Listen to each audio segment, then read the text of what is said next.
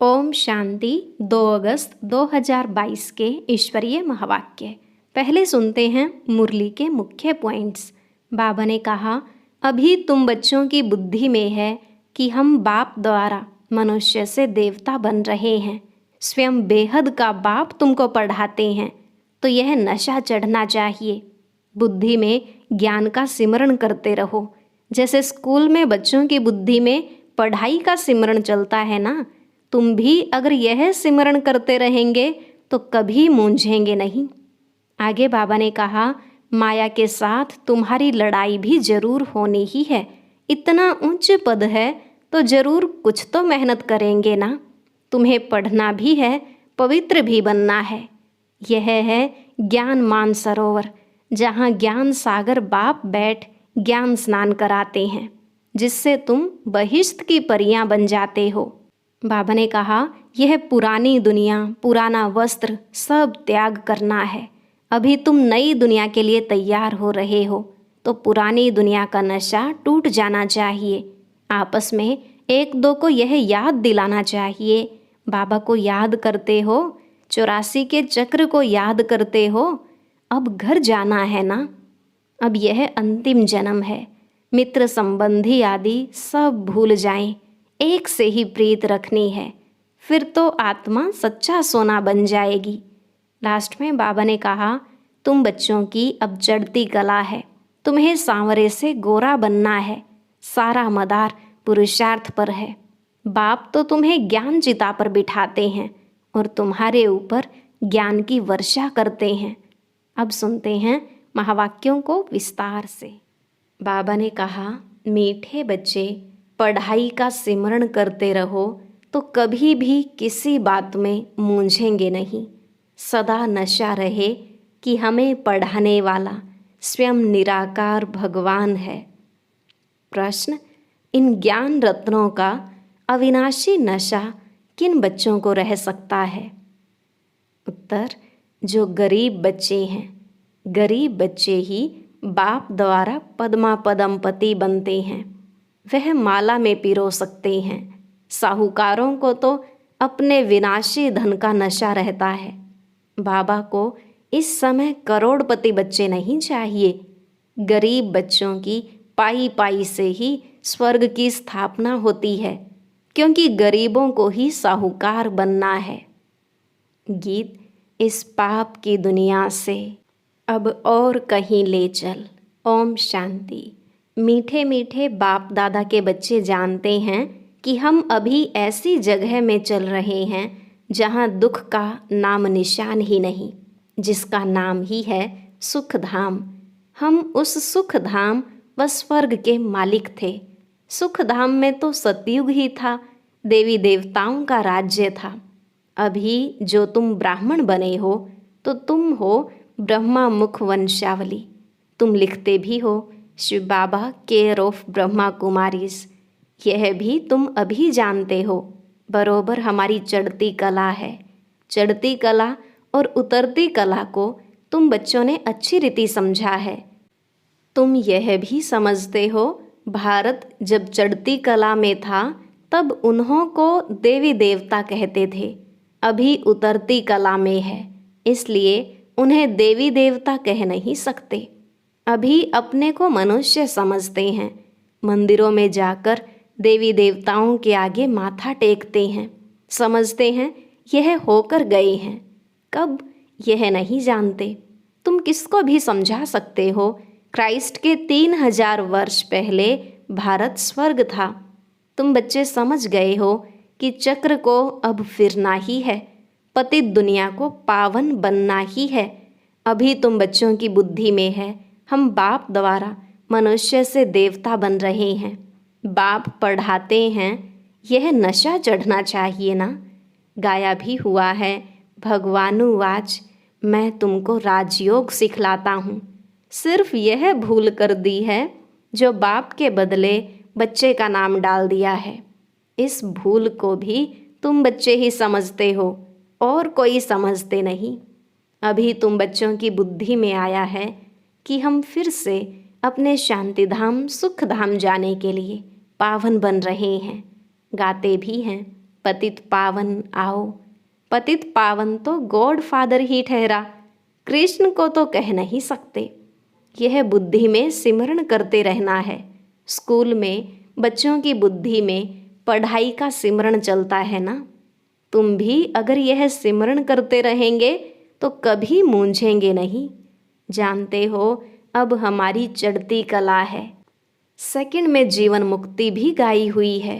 बच्चा पैदा हुआ और वर्षे का हकदार बना, परंतु वह कोई जीवन मुक्ति का वर्षा नहीं है। यहाँ तुमको जीवन मुक्ति का राज्य भाग्य मिलता है। बाप से मिलना भी जरूर है। यह भी जानते हो, बेहद के बाप से भारत को बेहद का वर्षा मिला था। अब फिर मिलना है। अब तुम श्रीमत पर चलकर वर्षा पा रहे हो। भक्ति मार्ग में किसी न किसी को याद ही करते रहते हैं। चित्र भी सबके मौजूद हैं, पूजे जाते हैं ना। यह भी राज बाप ने समझाया है। इन बातों में कोटों में कोई तो अच्छी रीति समझेंगे और निश्चय करेंगे, कोई फिर संशय उठाएंगे। कोई को संशय न आए इसलिए पहले संबंध की बात समझानी है। गीता में भी है ना, अर्जुन को भगवान ने बैठ समझाया। अब घोड़े गाड़ी में बैठ राजयोग सिखावे, यह तो हो नहीं सकता। ऐसे थोड़े ही बैठ राजयोग सिखाएंगे। अब यह तो झूठ हो गया। दिखाते हैं विष्णु की नाभि से ब्रह्मा निकला और फिर ब्रह्मा के हाथ में शास्त्र दे दिए हैं। सूक्ष्म वतन में तो हो न सके, तो यहाँ ही सार समझाएंगे ना। ऐसे ऐसे चित्रों पर तुम समझा सकते हो। प्रदर्शनी में भी यह चित्र काम में आएंगे जरूर। सूक्ष्म वतन की तो बात ही नहीं। ब्रह्मा मुख द्वारा किसको समझावें, वहाँ तो है ही ब्रह्मा विष्णु शंकर। तो शास्त्रों का सार किसको समझावे। तुम जानते हो, यह सब भक्ति मार्ग के कर्म कांड हैं। सतयुग त्रेता में यह भक्ति मार्ग तो हो नहीं सकता। वहाँ है ही देवताओं की राजधानी। भक्ति कहाँ से आ सकती। यह भक्ति तो बाद में होती है। तुम बच्चे जानते हो, निश्चय बुद्धि ही विजयी होते हैं। बाप में निश्चय रखेंगे तो जरूर बादशाही मिलेगी। बाप बैठ समझाते हैं, मैं स्वर्ग की स्थापना करने वाला, पतितों को पावन बनाने वाला हूँ। शिव को कभी गोरा सांवरा नहीं कहेंगे, कृष्ण को श्याम सुंदर कहते हैं। यह भी बच्चे समझते हैं। शिव तो चक्र में आता नहीं है, उनको गोरा व सांवरा दिखा न सके। बाप समझाते हैं, तुम बच्चों की अब चढ़ती कला है, सांवरे से गोरा बनना है। भारत गोरा था, अब काला क्यों बन गया है, काम चिता पर बैठने से। यह भी गायन है, सागर के बच्चों को काम ने जलाए भस्म कर दिया। अब बाप तुम्हें ज्ञान चिता पर बिठाते हैं, तुम्हारे ऊपर ज्ञान की वर्षा होती है। यह भी समझते हो, यह एक ही सत्य का संग है, परम पिता परमात्मा जो स्वर्ग की स्थापना करने वाला है। उनको अमरनाथ भी कहते हैं। तो जरूर यहाँ बच्चों को बैठ समझाएंगे ना। पहाड़ पर सिर्फ एक पार्वती को बैठ सुनाएंगे क्या। उनको तो सारी पतित दुनिया को पावन बनाना है, एक की तो बात नहीं है। तुम जानते हो, हम ही पावन दुनिया के मालिक थे, फिर हम ही बनेंगे। झाड़ के ऊपर भी समझाया है कि पिछाड़ी में भी छोटी छोटी टालियाँ निकलती हैं। यह सब हैं छोटे छोटे मठ पंथ। पहले पहले बहुत खूबसूरत पत्ते निकलते हैं।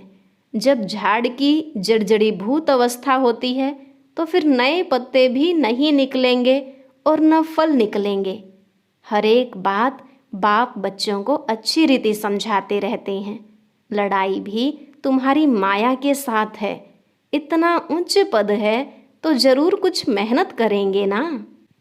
पढ़ना भी है, पवित्र भी बनना है। आधा कल्प रावण राज्य चला है और अब राम राज्य होना है। कहते भी हैं राम राज्य हो, परंतु यह पता नहीं कि कब और कैसे होगा। शास्त्रों में तो यह बातें है नहीं। दिखाते हैं पांडव पहाड़ों पर गल मरे, अच्छा फिर क्या हुआ? प्रलय तो होती नहीं। एक तरफ दिखाते हैं कि बाप राजयोग सिखलाते हैं, कहते हैं तुम भविष्य में राजाओं का राजा बनेंगे, और फिर दिखलाते हैं पांडव खत्म हो गए। यह कैसे हो सकता? नई दुनिया की स्थापना कैसे होगी? श्री कृष्ण कहाँ से आए? जरूर ब्राह्मण चाहिए। तुम जानते हो हम नई दुनिया में जाने का पुरुषार्थ कर रहे हैं। यहाँ ज्ञान सागर के पास रिफ्रेश होने आते हैं। वहाँ ज्ञान गंगाओं द्वारा सुनते हो। अमरनाथ पर एक तालाब दिखाते हैं जो मानसरोवर है, कहते हैं उसमें स्नान करने से परिजादा बन जाते हैं। वास्तव में यह है ज्ञान मानसरोवर। ज्ञान सागर बाप बैठ ज्ञान स्नान कराते हैं, जिससे तुम बहिष्ठ की परियां बन जाते हो। परियां नाम सुन ऐसे पंख वाले मनुष्य बना दिए हैं। वास्तव में पंख आदि की बात है नहीं। आत्मा के उड़ने के पंख अब टूट गए हैं। शास्त्रों में तो क्या क्या बातें लिख दी हैं। यह भी बहुत शास्त्र पढ़ा हुआ है। इनको भी बाप कहते हैं तुम अपने जन्मों को नहीं जानते हो। मैं तुम्हारे बहुत जन्मों के अंत के जन्म में प्रवेश करता हूँ। कृष्ण तो है ही सतयुग का पहला जन्म। स्वयंवर के बाद फिर लक्ष्मी नारायण बन जाते हैं। तो जो श्री नारायण था वह बहुत जन्मों के अंत में अब साधारण है। फिर जरूर उनके ही तन में आना पड़े। कई कहते हैं भगवान पतित दुनिया में कैसे आएंगे?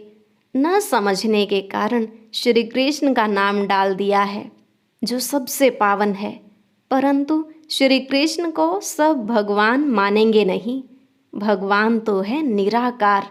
उनका नाम शिव मशहूर है। प्रजापिता ब्रह्मा तो यहाँ है। सूक्ष्म वतन में तो ब्रह्मा विष्णु शंकर हैं। यह भी अच्छी रीति समझाना चाहिए। धारणा बहुत अच्छी चाहिए। आपस में एक दो को यह याद दिलाना चाहिए। बाबा को याद करते हो, 84 के चक्र को याद करते हो। अब घर जाते हैं। यह पुरानी दुनिया, पुराना वस्त्र सब त्याग करना है। अभी हम नई दुनिया के लिए तैयार हो रहे हैं। पुरानी दुनिया का नशा नहीं रहता। यह है अविनाशी ज्ञान रत्नों का नशा। वो नशा टूटना मुश्किल होता है। गरीबों का नशा टूट जाता है। बाप कहते हैं मैं गरीब निवाज हूँ। आते भी गरीब हैं। आजकल तो करोड़पति को ही पैसे वाला कहा जाता है। लखपति को पैसे वाला नहीं कहेंगे। वह तो यह ज्ञान उठा नहीं सकेंगे। बाप कहते हैं हमको करोड़ अरब तो चाहिए ही नहीं। क्या करेंगे? हमको गरीबों के पैसे पैसे से स्वराज्य की स्थापना करनी है। हम पक्का व्यापारी भी हैं। ऐसे थोड़ी ही फालतू लेंगे जो फिर देना पड़े। तुम्हारा मट्टा सट्टा है, इसलिए भोलानाथ कहा जाता है। गरीब से गरीब ही माला में पिरोए जाते हैं। सारा मदार पुरुषार्थ पर है। इसमें पैसे की बात नहीं। पढ़ाई की बात में गरीब अच्छा ध्यान देंगे। पढ़ाई तो एक है ना। गरीब अच्छा पढ़ेंगे क्योंकि साहूकारों को तो पैसे का नशा रहता है। तुम बच्चे जानते हो हम स्वर्ग के मालिक थे, अब कंगाल हैं। अब बाप आया है। 84 का चक्र तो जरूर लगना है। पुनर्जन्म भी सिद्ध करेंगे। तुम सिकिलधे बच्चे ही 84 के चक्र में आते हो। यह भी तुम जानते हो और कोई को पता नहीं है। तुम जानते हो चक्र पूरा होता है। अब घर वापस जाना है। पढ़ाई को दोहराना है। चित्र रखा होगा तो देखकर चक्र याद आएगा। गीत भी कोई कोई बहुत अच्छे हैं, सुनने से नशा चढ़ता है। तुम अब शिव बाबा के बने हो। वर्षा तुमको अब निराकार से मिल रहा है, साकार द्वारा। निराकार कैसे दे जब तक साकार में न आए? तो कहते हैं मैं इनके बहुत जन्मों के अंत में प्रवेश करता हूँ। प्रजापिता भी यहाँ चाहिए ना। ब्रह्मा का नाम मशहूर है, ब्रह्मा मुख वंशावली। बच्चों को बाजोली भी समझाई है। हम अभी ब्राह्मण हैं, फिर देवता बनेंगे। चोटी देखने में आती है, ऊपर में है शिव बाबा स्टार। कितना सूक्ष्म है, इतना बड़ा लिंग नहीं है। यह तो पूजा के लिए बनाया है। रुद्र यज्ञ रचते हैं तो एक बड़ा शिवलिंग और छोटे छोटे शालिग्राम बनाते हैं। साहूकार लोग बहुत बनाते हैं। यह सब भक्ति मार्ग में शुरू होता है द्वापर से। पहले होती हैं 16 कलाएं, फिर 14 कलाएं, फिर कलाएं कम होते होते अभी कोई कला नहीं रही है। यह बाप बैठ समझाते हैं। बाप और कोई तकलीफ नहीं देते हैं। नोट करते जाओ पतियों के पति को कितना टाइम याद किया। अब व्यभिचारी सगाई चाहिए ना। मित्र संबंधी आदि सब भूल जाएं, एक से ही प्रीत रखनी है। इस विषय सागर से क्षीर सागर में जाना है। आत्माओं की बैठक तो ब्रह्म तत्व में है। क्षीर सागर में विष्णु को दिखाते हैं। विष्णु और ब्रह्मा, ब्रह्मा द्वारा तुमको समझाते हैं, फिर तुम विष्णुपुरी क्षीर सागर में चले जाते हो। अब बाप कहते हैं माँ में कम याद करो, और कोई तकलीफ नहीं देते हैं। सिर्फ कहते हैं हे आत्माएं मुझे याद करो, मैंने तुमको पार्ट बजाने भेजा था। तुमको याद दिलाते हैं अशरीरी आए थे। पहले पहले तुम देवता बन स्वर्ग में आए। भगवान जब सबका बाप है तो सबको स्वर्ग में आना चाहिए ना। परंतु सब धर्म तो आ नहीं सकते। 84 जन्म देवताओं ने ही लिए हैं, उन्हों को ही आना है। यह सब बातें तुम्हारे सिवाय और कोई जान न सके। अच्छी बुद्धि वाले ही धारण करेंगे। थोड़ा समय है, सिर्फ अपने आप को आत्मा समझो। हम एक शरीर छोड़ दूसरा लेता हूँ। 84 जन्म पूरे हुए, अब यह अंतिम जन्म है। आत्मा सच्चा सोना बन जाएगी। सतयुग में सच्चा जेवर थे, अब सब झूठे हैं।